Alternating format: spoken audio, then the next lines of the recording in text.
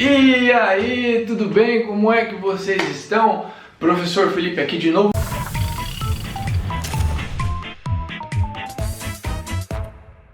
Primeiro eu quero agradecer o carinho de vocês com este canal, com esse nosso trabalho, né? Vocês que me acompanham aí lá na Rede Vida, aqui no Instagram, vocês que acompanham a Dona Maria aqui no canal, no Instagram também, obrigado, né? O carinho de vocês, né? É essa forma visível do carinho de Deus conosco, né? Obrigado por acreditarem na nossa missão. Já deixa aí, né, o seu joinha, se inscreve se não for inscrito, compartilha este vídeo. Eu vou ser bem sucinto aqui, porque eu falo demais. É a quarta vez que eu tô tentando gravar isso aqui. Mas falar de história é difícil, gente. A gente não pode dar brecha para que nasça aí uma confusão, uma deturpação da história. Falar sobre ficção é fácil, mas falar sobre história é difícil. E, lembrando, não podemos julgar o passado com os olhos do presente. E é com essa verdade que nós começamos a analisar. Século XVI. Vamos viajar no tempo. Hoje nós votamos, hoje nós elegemos aí diversos representantes em diversos cargos públicos aí, mas que nós estejamos aí nesse caos, né? Nós temos uma liberdade infinita que naquele tempo, lá no século XVI, não existia. Lá naquele tempo a igreja sagrava os reis, o povo não opinava em nada, o povo mal sabia ler e escrever, não tinha água encanada, não existia um fácil acesso à informação, eram poucas as pessoas que liam e escreviam. A igreja que vai construir as primeiras escolas, os primeiros hospitais, né, vai unir o povo por meio da fé, né? A Europa diversas vezes será defendida por causa de uma fé comum que vai transcender, né, aos limites culturais, as rixas entre países, entre heranças de guerra, né, daqueles países pequenininhos da Europa que é muito perto um do outro. Nós temos aí, né, uma força secular, uma força dos poderes temporais dos reis, tentando manipular a igreja, e muitas vezes nós vamos ver a igreja também tentando, né, dar pitaco no governo de muitos reis. E ora esses poderes estavam juntinhos, ora estavam brigando entre si. E essa dinâmica do mundo, né? Se fosse muito fácil não seria tão legal. Mas aí o que acontece? Por causa de exageros de muitos homens da igreja, por causa dessa confusão, né, de você atribuir à igreja os pecados de alguns homens, né, nós vamos ter a famosa Reforma Protestante. Nós teremos ali, tem até filme de Lutero, né? Ele tem uma cena curtinha, ele lá pregando na porta lá as 95 teses, né, que vão ser contra o catecismo romano. E nós temos ali, eu quero, né, então vou fazer uma observação.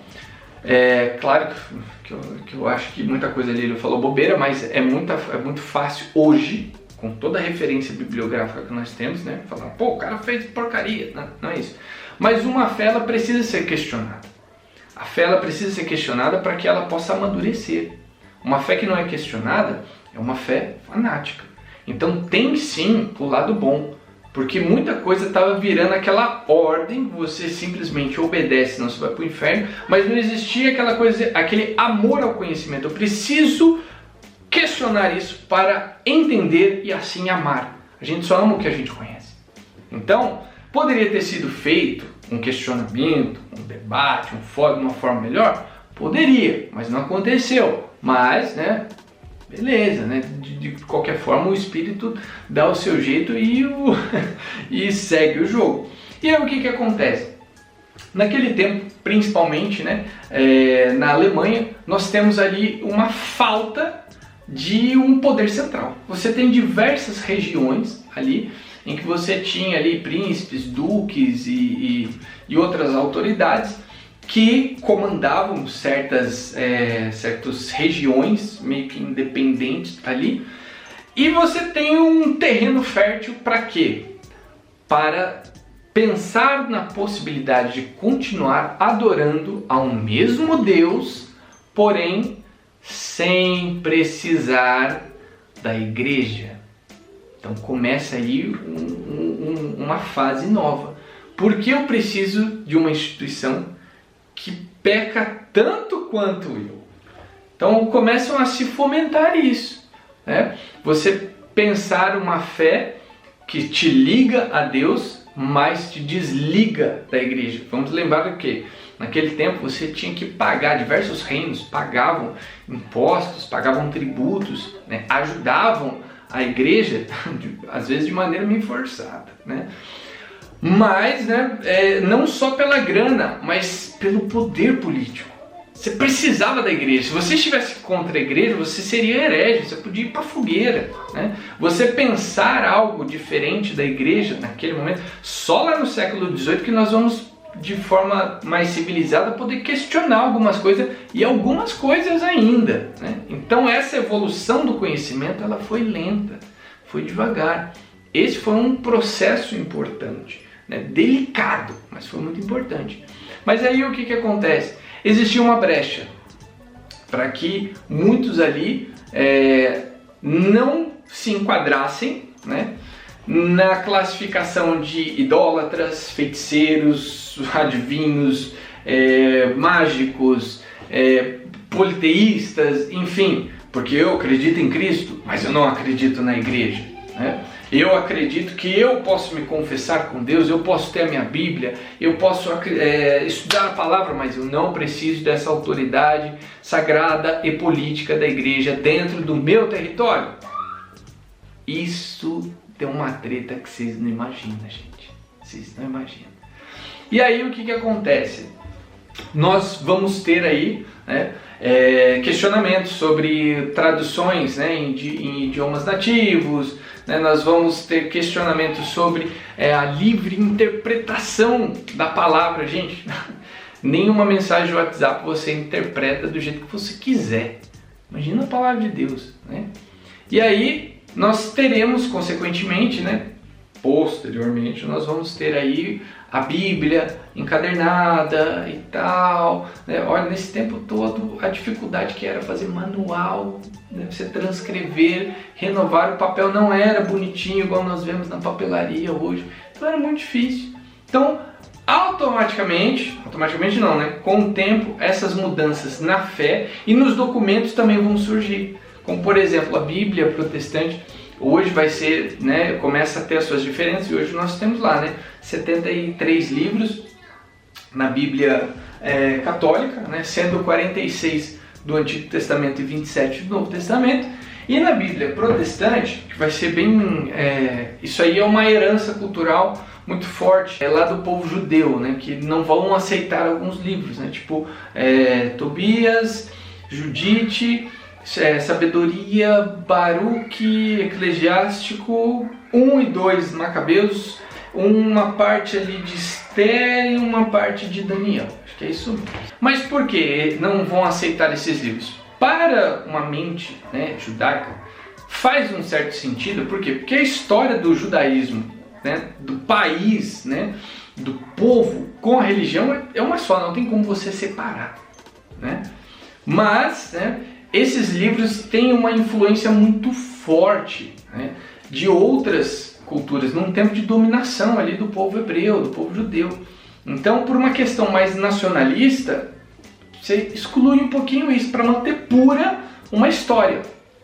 Mas a igreja entende que esses livros, eles não deixam de ser inspirados por Deus, né? É diferente do livro apócrifo, que você, como estudante de teologia, estudante de história, né, de história da igreja, você pode ter acesso, né, aos apócrifos. Não significa que eles são malditos, né, que eles são amaldiçoados, não sei o que, não, nada disso. Eles não são inspirados, por isso não estão aqui no cânon, na medida, né? Não fazem parte aqui, mas são excelentes livros para você estudar e entender melhor daquele contexto, entende? Então, o que eu gostaria, né, de concluir? Nós temos aí uma igreja católica que tem, né, que é formada por homens também, né, que pecam, mas buscam a salvação e buscam zelar pela história e pela tradição.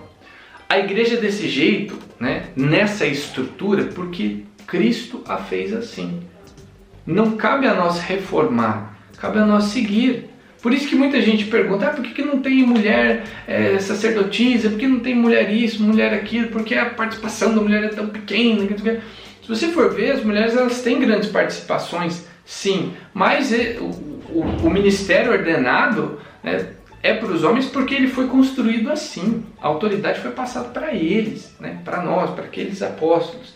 E esses apóstolos foram passando para os próximos líderes, né, da igreja. Quando você pega aqui na carta de Tito, por exemplo, é interessantíssimo, né, Paulo escrevendo para ele, né, e você vê essa nova geração de líderes. Isso é fantástico, é uma tradição que deve ser protegida. Não cabe a nós inventar moda, né? São o pessoal da classe do clero que vão administrar os sacramentos, né? Se você for lá na história, no princípio da igreja primitiva, os primeiros judeus que se convertiam ao cristianismo, eles eram diferenciados de um judeu tradicional simplesmente, né, por duas coisas. Primeiro, na crença de Jesus como Messias. Então eles entenderam que o Messias veio, ele deu a sua vida na cruz para salvar a humanidade. Essa foi a vitória, né, sobre o mundo. E a fração do pão. Olha só que lindo isso.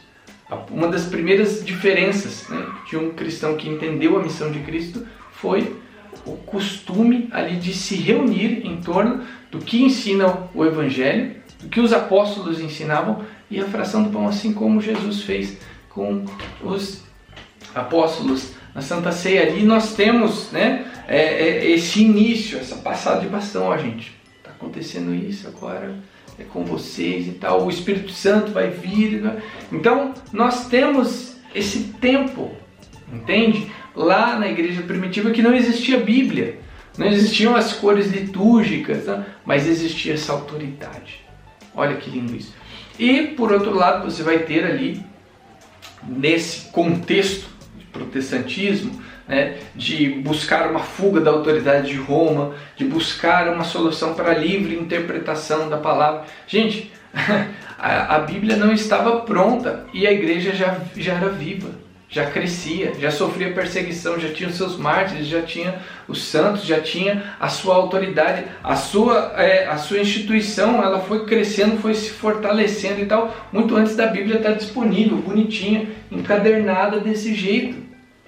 O protestante simplesmente ele foi lutar contra essa tradição, não aceitar alguns dogmas, questionar o papel de Nossa Senhora, e se ele não questiona a autoridade, a tradição, né, da igreja, se ele não questionar isso, ele vai ter que ser obediente. Se ele admitir a autoridade da igreja, ele vai ter que admitir que ele não tem autoridade. Entende? Que a autoridade está ali no Papa, nos bispos, nos padres. Então, nós temos de um lado pessoas que pecam, que erram, mas que zelam pela tradição. E do outro nós temos também pessoas que acertam, que erram, que buscam o seu melhor, mas que lutam contra uma tradição. Eles não lutam contra o católico, não é uma guerra civil, mas eles vão plantar essa linha de pensamento contra a tradição. Então dificilmente você vai ver ali alguém pregando sobre os Atos dos Apóstolos, vai falar da autoridade de Pedro e tal. Muitos deles vão falar do Antigo Testamento. Mas você apelar para o Novo Testamento, para os padres da patrística e tal, você vai cair na autoridade da igreja. Então, o que eu diria como maior diferença? Você tem ali os documentos, né? A Bíblia é diferente, a ausência de alguns livros que não faz sentido, né? Mas você tem como principal diferença essa luta contra a tradição, entende? E eu estou dizendo isso porque você ficar com raiva, para você achar ruim? Não. Digamos assim, nós chegamos num mundo que isso já está acontecendo, né?